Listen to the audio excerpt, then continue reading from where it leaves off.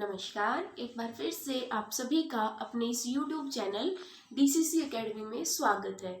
हमने psychology start की थी। साइकोलॉजी के अंदर हम कुछ टॉपिक्स कर चुके हैं। देखिए, कुछ टॉपिक्स कर चुके हैं, लर्निंग से रिलेटेड कुछ थ्योरीज भी कर चुके हैं। कल मैंने आपको क्या कराए थे, फोबियाज कराए थे। फोबियाज से रिलेटेड कुछ क्वेश्चंस भी आते हैं एग्जाम के अंदर, वो मैंने आपको बताया था।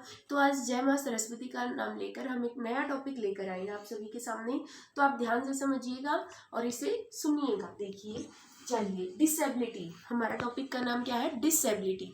डिसेबिलिटी मतलब विकार, जो प्रॉब्लम्स होती हैं, क्या क्या प्रॉब्लम्स होती हैं, क्या क्या कमियां होती हैं बच्चों के अंदर। अब जैसे आपने ना तारे जमीन पर मूवी देखी होगी, उसके अंदर ना एक छोटा सा बच्चा होता है, उसको भी तो डिसेबिलिटी थी। कैसी डिसेबिलिटी थी? मतलब वो पढ़ने में प्रॉब्लम आती थी उसको। वो ए को बी, मतलब बी को वो क्या पढ़ता था, डी, छोटे बी को डी पढ़ता था, और 6 को क्या पढ़ता था, वो 9 पढ़ता था। उसके अंदर क्या प्रॉब्लम थी उसको, उसी से रिलेटेड वो प्रॉब्लम्स को ही मैं आपसे डिस्कस करने के लिए आज यहाँ पर इस मंच पर आपके सामने शामिल हुई हूँ, आपके सामने उपस्थित हुई हूँ। देखिए, डिसलेक्सिया सबसे पहला क्या है। पहले देखो, डिसेबिलिटी होती क्या है। मन की ऐसी स्थिति, मन के अंदर ना ऐसी भावना आ जाती है, कंडीशन आ जाती है, जो व्यक्ति को कुछ गतिविधियां करने से रोकती है, मतलब कुछ भी एक्टिविटी करने से रोकेगी, उसे हम क्या नाम देंगे? डिसेबिलिटी या फिर विकार का। या फिर कंडीशंस को कठिन बना देती है, जो उसके सामने प्रॉब्लम्स आ रही हैं, जो काम उसको करना है, उनको क्या बना देती है? वो कठिन बना देती है, प्रॉब्लम्स क्रिएट करती है उसके सामने। कैसे है, किसको क्या कहते हैं, ये क्वेश्चन आता है एग्जाम के अंदर, एस्टेट में आता है। एग्जैक्ट आंसर क्वेश्चन बिल्कुल ऐसे कैसे मिलेगा, और उसके अंदर बिल्कुल एज मिलता है। देखिए, डिसलेक्सिया, डिसलेक्सिया, शब्दों को समझ नहीं पाता बच्चा। अब जैसे वो मैंने बताया ना आपको कि तारे जमी पर मूवी थी, उसके अंदर क्या था, उस बच्चे को समझ नहीं आते थे, शब्दों को समझ नहीं पाता था वो। बी को क्या पढ़ता था, डी, और एम को डब्ल्यू पढ़ता था, 6 को 9 पढ़ता था। तो ये प्रॉब्लम कैसी होती है? डिसलेक्सिया। क्या बोलते हैं इस प्रॉब्लम को? डिसलेक्सिया। ये एबिलिटी है, डिसेबिलिटी है क्या? डिसलेक्सिया। आगे देखो, डिसग्राफिया। ग्राफिया, अब ग्राफिया आ गया ना, आप सोचेंगे ग्राफ से रिलेटेड है, नहीं। देखो, गतिक कौशल के विकास को प्रभावित करती है। गतिक मतलब सेंसरी मोटर्स होती है, जो हमारी मोटर स्किल्स होती है, उंगलियों को, हाथों को, जिससे हम काम करते हैं, उनको प्रभावित करती है। जैसे लिखते समय जो असामान्य, मेरी कलाई है, मान लिया मैंने बोर्ड पर लिखा है कुछ भी, तो उसके अंदर क्या होगा, मेरी कलाई ऐसे टेढ़ी मेढ़ी हो जाए, या हाथ कांपने लग जाए, ऐसी प्रॉब्लम्स को क्या नाम दिया जाएगा? डिसग्राफिया। या फिर शरीर में या कंपन आने लग जाए, या कागज की स्थिति हो जाए, या फिर मैं बार बार मिटाऊं फिर लिखना स्टार्ट करूं, वो क्या प्रॉब्लम होती है, उसको बोलते हैं डिसग्राफिया। क्या बोलते हैं उसको? डिसग्राफिया। मतलब गतिक कौशल के विकास को प्रभावित करता है। नेक्स्ट आता है डिसकैलकुलिया। डिसकैलकुलिया का मतलब क्या होता है? कैलकुलिया, देखो कैलकुलेशन मैथ के अंदर होती है ना, थोड़ा सा आइडिया लग जाएगा। कैलकुलिया किसके अंदर आएगा? गणित के अंदर आता है, कैलकुलेशन बोलते हैं। संख्यात्मक, संख्याएं मतलब नंबर्स को समझने में प्रॉब्लम आती है, उनकी गणना करने में, कैलकुलेट करने में प्रॉब्लम्स आती है, उसे नाम दिया जाएगा डिसकैलकुलिया।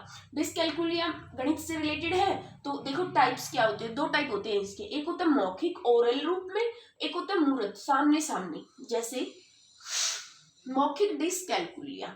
मौखिक डिसकैलकुलिया का मतलब क्या है? मौखिक रूप से, मौखिक क्या होता है? ओरली रूप से। जब मैं पढ़ा रही हूँ, मैं किसका यूज कर रही हूँ? ओरल भी बोल रही हूँ आपको। अगर बोल रही हूँ तो वो क्या है? ओरल। अगर लिख रही हूँ तो उसको बोलेंगे रिटर्न में। ठीक है, ओरली रूप से गणित का यूज करने में प्रॉब्लम आएगी। अब जैसे गणित का यूज किया जाएगा, कैलकुलेशन करते हैं, जैसे 4 और 3 कितना होगा? 7 होगा। तो ऐसे ही उसको कैलकुलेशन करने में क्या आएगी? प्रॉब्लम आएगी। और मौखिक रूप से, ओरली रूप से, तो उसको प्रॉब्लम बोलेंगे, उसको बोलेंगे, क्या नाम दिया जाएगा उसको? Orally dyscalculia. क्या नहीं कहेंगे उसको? ओरल डिसकैलकुलिया, मतलब मौखिक डिसकैलकुलिया। मूर्त व्यवहारिक डिसकैलकुलिया।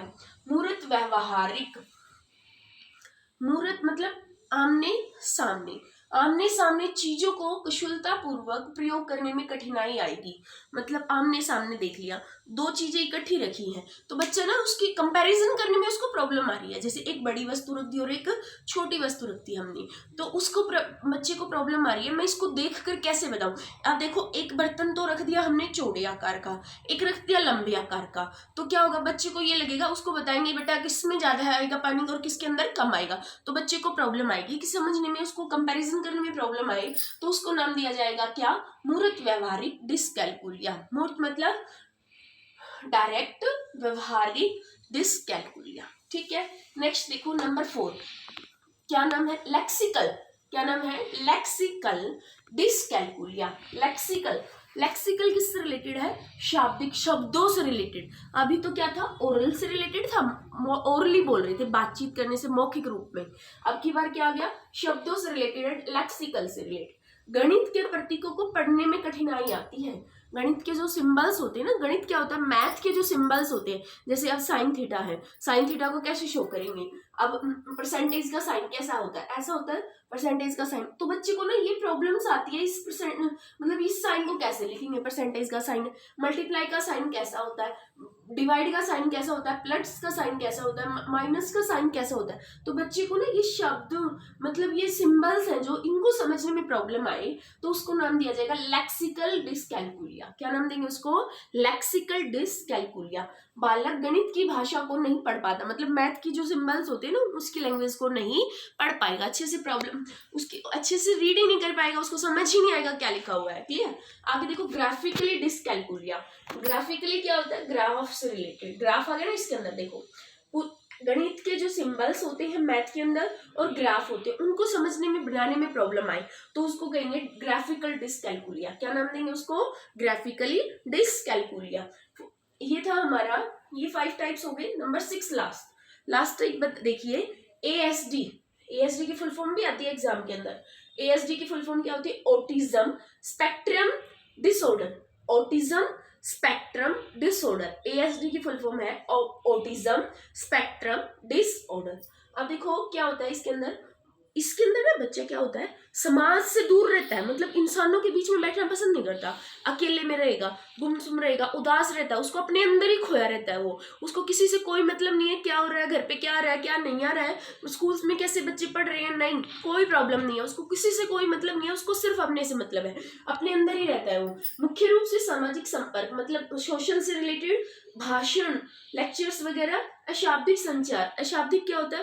एक होता है वर्बल कम्युनिकेशन, एक होता है नॉन वर्बल कम्युनिकेशन। वर्बल तो क्या होता है? आमने सामने बातचीत करे, उसको वर्बल कम्युनिकेशन कहते हैं। और नॉन वर्बल कम्युनिकेशन रखता है वो, मतलब बातचीत करना पसंद ही नहीं करता किसी से, मैं लगातार उसके अंदर चुनौतियां आती है, मतलब उसके अंदर क्या आती है, उसको प्रॉब्लम फेस करनी पड़ती है। इसमें बालक सबसे अलग अलग रहेगा, गुमसुम रहेगा, उदास रहेगा, बालक किसी से बात नहीं करेगा। ये तो हमारे कुछ डिसऑर्डर्स थे जो मैंने आपको समझाए, बहुत ही इंपॉर्टेंट है, एग्जाम के अंदर आते हैं, वेरी वेरी इंपॉर्टेंट क्वेश्चन है, बनेगा इनमें से एक, डेफिनेटली आता है, सीटेट में भी आता है, इवन एचटेट में भी आता है, और DSSB में, KVS के एग्जाम में, सभी में आएगा।